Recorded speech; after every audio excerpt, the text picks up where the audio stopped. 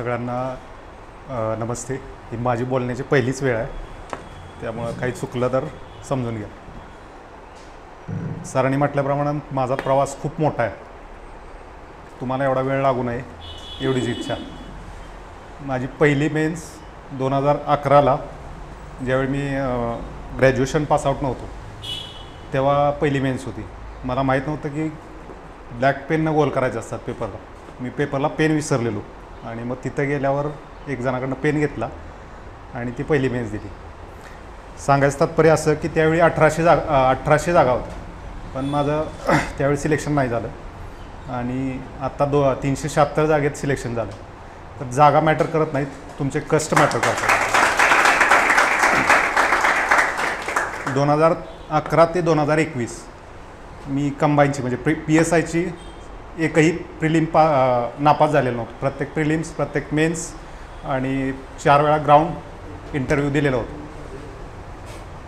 माझं म्हणणं एवढंच आहे की माझ्याकडून काही चुका झाल्या असतील त्या तुमच्याकडून होऊ नये. जसं की फोनचं ॲडिक्शन असू नये. सध्या ते पूर्वी एवढं नव्हतं, पण सध्या खूपच फोनमुळं मुलांचा वेळ त्याच्यात जास्त जातो. दुसरी गोष्ट, तुम्ही प्रॉपर गायडन्स घ्या. तुमचा मेंटॉर चांगला असायला पाहिजे. म्हणजे कधीकधी आपण इतकं वाचत राहतो की त्याच्यात आपल्याला माहीत नसतं की महत्त्वाचं काय आहे. जर तुमचा मेंटॉर चांगला असेल तर तुम्हाला सांगेल की बाबा ते 10 तासाचं काम तुमचं 2 तासात होईल. मी कधीच कोणता गाईड घेतला नाही किंवा काय, मे बी त्याच्यामुळं वेळ लागलेला असू शकतो. मी सेल्फ करायचो. स्टडी पण म्हणजे इथं पुण्यामध्ये नव्हतो काही दिवस, मी गुजरातमध्ये राहायचो. गुजरातमध्ये राहून स्टडी केला, त्यामुळं मे बी वेळ लागला असेल. आणि वेळ लागण्याची कारणं म्हणजे आपण प्रॉपर अभ्यास करताना स्वतःला जास्त शहाणं समजतो. म्हणजे मला हे येतं आहे. पूर्वी मला वाटायचं की इंग्लिश वगैरे हे आपण एवढी प्रोफेशनल डिग्री आहे, इंग्लिशमधनं सगळं शिकलो तर आपल्याला जमेल सगळं.